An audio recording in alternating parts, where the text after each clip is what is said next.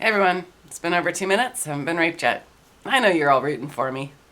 Stop playing break free from your chains, to break free from your cage. What we don't want to do is go back to a traditionalist world.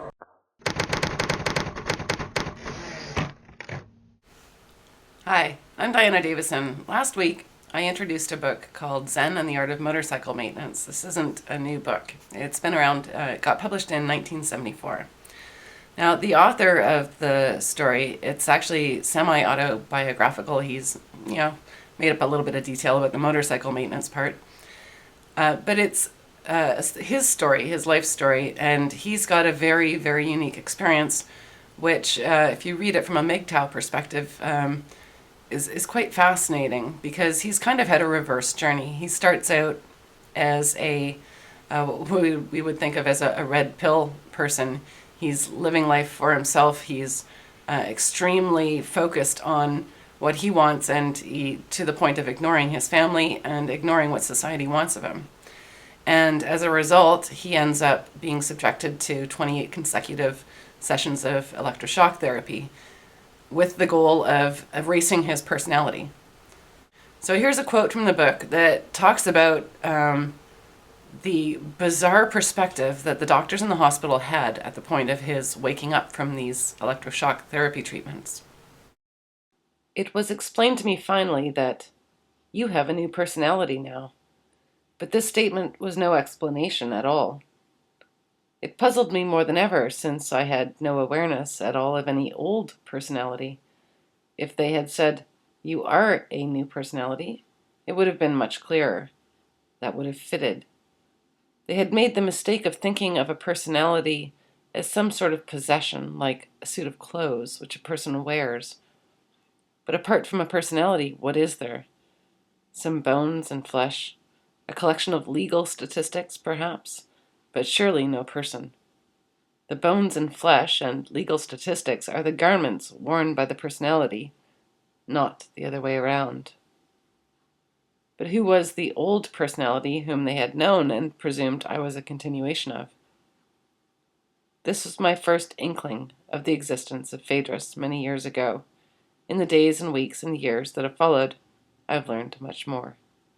All right, now this question of who a person is, are they just their body, like a lot of people seem to think? Are men just cogs in the machine? Or are they unique individuals with personalities that are more important than just the body that houses it and the function that body performs for society? This is one of the big questions that the MGTOW community, men going their own way, are asking. And it's the essential question if you want society to change.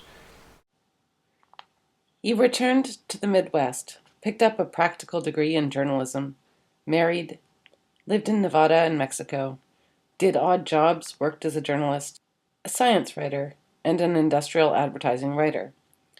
He fathered 2 children, bought a farm and a riding horse, and 2 cars, and was starting to put on middle-aged weight. His pursuit of what had been called the ghost of reason had been given up. That's extremely important to understand. He had given up. Because he'd given up, the surface of life was comfortable for him. He worked reasonably hard, was easy to get along with, and, except for an occasional glimpse of inner emptiness shown in some short stories he wrote at the time, his days passed quite usually. What started him up here into these mountains isn't certain. His wife seems not to know, but I'd guess it was perhaps some of those inner feelings of failure, and the hope that somehow this might take him back on the track again. He had become much more mature, as if the abandonment of his inner goals had caused him somehow to age more quickly. Now, the Phaedrus character that was mentioned, that's what he calls his former self. So the free man that he used to be, the man who lived life very passionately and almost obsessively over following his ideas to his own detriment, that's the character in the book called Phaedrus, and it's his former ghost self. And that description that you just heard is the self that society wanted him to be.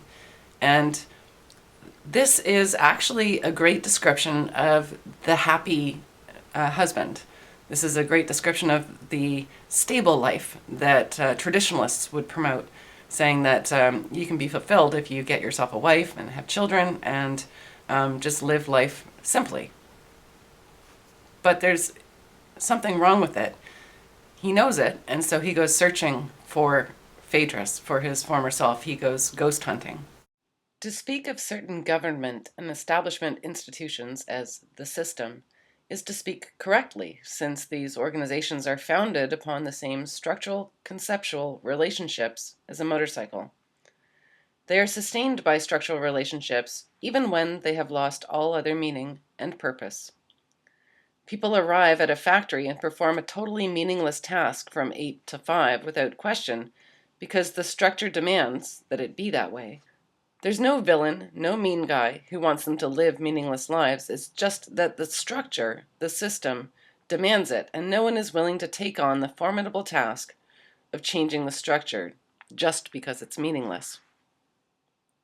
But to tear down a factory or to revolt against a government, or to avoid repair of a motorcycle because it is a system, is to attack effects rather than causes. And as long as the attack is upon effects only, no change is possible. The true system, the real system, is our present construction of systematic thought itself, rationality itself. And if a factory is torn down, but the rationality which produced it is left standing, then that rationality will simply produce another factory. If a revolution destroys the systematic government, but the systematic patterns of thought that produced that government are left intact, then those patterns will repeat themselves in the succeeding government. There is so much talk about the system, and so little understanding. And that there, gentlemen, is the reason why fighting feminism is not going to solve your problems. Feminism is a part of our society now because of the structure of society, because of the patterns behind that structure. So you can destroy feminism, you can destroy it 10 times over, and it'll just keep coming back. Feminism is just a symptom of a bigger problem. And unlike just men's rights activists, MGTOW, they're aware of the problems with feminism and the evil things that feminists are doing in the legal system and so on, but they're aware that that's not actually the cause of the problem, and that just attacking feminism isn't going to do a damn good for the lives of men, the actual lives of the real men who are currently just cogs in the machine. What I am is a heretic who's recanted, and thereby in everyone's eyes saved his soul. Everyone's eyes but one, who knows deep down inside that all he has saved is his skin. I survived mainly by pleasing others. You do that to get out. To get out, you figure out what they want you to say, and then you say it, with as much skill and originality as possible. And then, if they're convinced, you get out. If I hadn't turned on him, I'd still be there. But he was true to what he believed right to the end. That's the difference between us, and Chris knows it. And that's the reason why sometimes I feel like he's the reality, and I'm the ghost. All right, so in that segment, when he's talking about him, I turned against him, he's talking about Phaedrus, his former self. And Chris is his son, who he's taking this motorcycle journey with. And he recognizes that to be functional in the world, he had to kill this former self. But he also recognizes that his former self was the one who was truly living. He was the one who wasn't willing to compromise, wasn't willing to give up. And there's definitely a defeatist feeling to the new person, the Robert Pirsig, although his journey to recover his former self adds a bit more flavor to his life, and he manages to salvage parts of his former self. Pirsig's situation is extreme. I mean, this is not just somebody who's feeling like they've died in part because they gave up some dreams.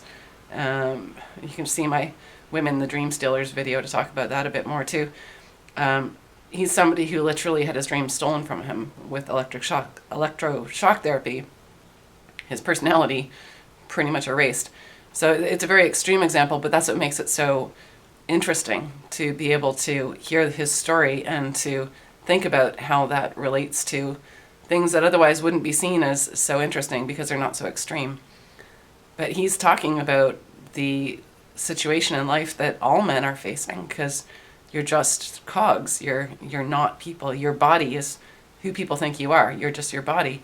Your personality is the thing that needs to be dealt with by society, tamed, and turned into something useful to society, as if that's more important than the actual people in the society. I think that if we are going to reform the world and make it a better place to live in, the way to do it is not with talk about relationships of a political nature, which are inevitably dualistic, full of subjects and objects and their relationship to one another, or with programs full of things for other people to do. I think that kind of approach starts at the end and presumes the end is the beginning. Programs of a political nature are important end products of social quality that can be effective only if the underlying structure of social values is right. The social values are right only if the individual values are right. The place to improve the world is first in one's own heart and head and hands, and then work outward from there. Other people can talk about how to expand the destiny of mankind. I just want to talk about how to fix a motorcycle. I think that what I have to say has more lasting value. And again, you have an answer to why it's not going to work to just fight feminism and make demands of the government. You can't just make demands upon other people to fix your problems. You have to fix yourself. If you come right, if you fix yourself, if you focus and you work out your own personal shit and make that your goal, and if enough other people in society also are doing that, then you've got the foundation for something new.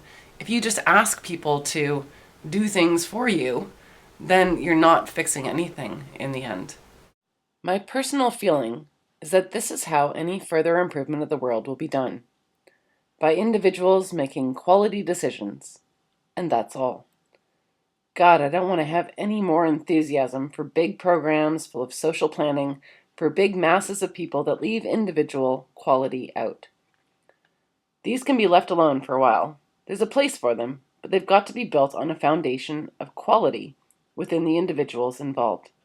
We've had that individual quality in the past, exploited it as a natural resource without knowing it, and now it's just about depleted.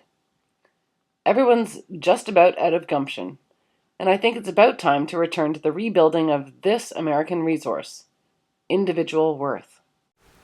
Now, the subject of quality is a much bigger subject than just what the word quality implies here. It's actually a large part of the book and what he's trying to bring to society, and it's become a branch of study. There's a Metaphysics of Quality founded under his name and from this book. So that's really awesome, because here's a guy who pretty much had himself destroyed by medicine and managed to come back with enough of his mind and his presence to bring his work to society in what is potentially a meaningful way. I haven't looked into that branch of study at all, but it's there. His life's work wasn't lost. But the bigger message I'm doing in part one of this, and there probably is only going to be one other part here, is to show how this man, facing what he did back in the 1970s, had the presence of mind and the ability to convey to society the importance of the individual, and reminding us that it is the quality of that individual's life that builds a good society. The society itself doesn't mean anything unless you have quality of life for the individuals within it. And we don't measure quality of life the right way. We measure it by, the gross national product and things like that. Well, men are basically the product that's being sold, and MGTOW, men going their own way, is the only thing I've seen trying to change that. And that is the importance of MGTOW. Oh, yeah, and now for the rape joke of the week. Neo unplugged at a suggestion, and no, Neo, I'm not going to go there. I was rejected at a job interview. Apparently gang rape is not a good example of how you work well in teams.